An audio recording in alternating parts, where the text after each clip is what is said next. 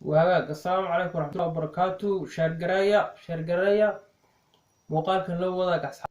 وهاجا بسم الله الرحمن الرحيم. السلام عليكم ورحمة الله وبركاته. وحديدي باجل oo idin la kulanti wanaagsan. waxaan kusoo qaadanaynaa mowduuc ku saabsan dalka caalamka ugu xun. dunidu waa baaxad weyn tahay, waxay ka kooban tahay dalal aad u tiro badan. waxaan kusoo qaadanaynaa dalka inta qaaradood ee adduunka marka la isku geeyo waa 5 qaaradood. waa Africa, Asia, America, Australia iyo Yurub. haddaba dalka adduunka ugu xun wuxuu ku yaalaa qaaradda Yurub, waana dalka Jarmalka. dalkan oo ah dad aad u cunsuri ah, necebna dadka Afrikaanka ah, gaar ahaan dadka Soomaalida iyo dadka madowga ah, dad aad u neceb. waxaa ka dhashay hogaamiyihii adduunka ugu xumaa. dhaqamadooda dadkan marka la eego waa dad tixgelintu aad ugu yar tahay, nacayb iyo ay ka samaysan yihiin maaragtay fawaaxish. waxaan kusoo qaadanaynaa waxyaabaha ku saabsan oo maaragtay qaabka ay dadka cunsurideeyaan ay ka mid tahay inay ku maagayaan ama wadada maraya, inay waxyaalaha qaar ay maaragtay dadka ku dhaga hadlaan iyo waxyaalo lamida, maadaama dad aad u cunsuriye ay yihiin dadka Jarmalku, oona ka duwan dalalka kale qaaradda Yurub ku yaala, oo iyaga u gaar tahay inay si gaara u xuquuqaan dadka Soomaalida iyo waxyaalo lamida oo la cunsurideeyaan.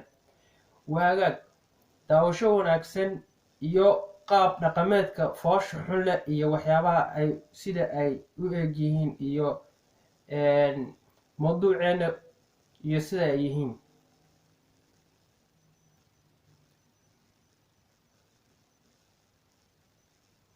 waagaag su-aasha isweydiinta mudan: man huwa akhas الناس في العالم؟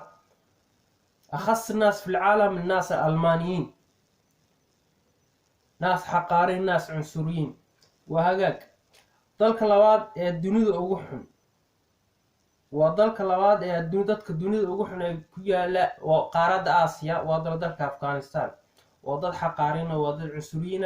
waxaa lagu qiyaasaa 100% inay yihiin dad muslimiina, laakiin dhaqankoodu dadkan waa uu ka duwan yahay. waa dadka xaqira oo waxay u dhaqmaan sida indhayarta wax koobeeya, wax sameeya oo kale. saa awgeed iyaguna waa dad aad u xun oo ka duwan dunida kale ee islaamka, ama sida loo yaqaan caalamul islaam, way ka duwan yihiin. waa dad aad u dhaqan xun oo maaragtay fawaaxish iyo waxyaalaha xaqaarinimo iyo xaasidnimo ay ka buuxdo. waagaag iyaguna soo eegyihiin aan daawano.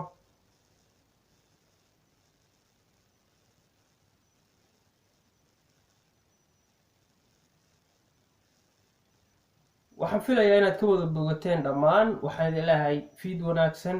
السلام عليكم ورحمة الله وبركاته. إلى ثقافة إيه دقن كاغا وناكسن كل دقن دادكو دان إداب إيه أسلوب إيه احترام.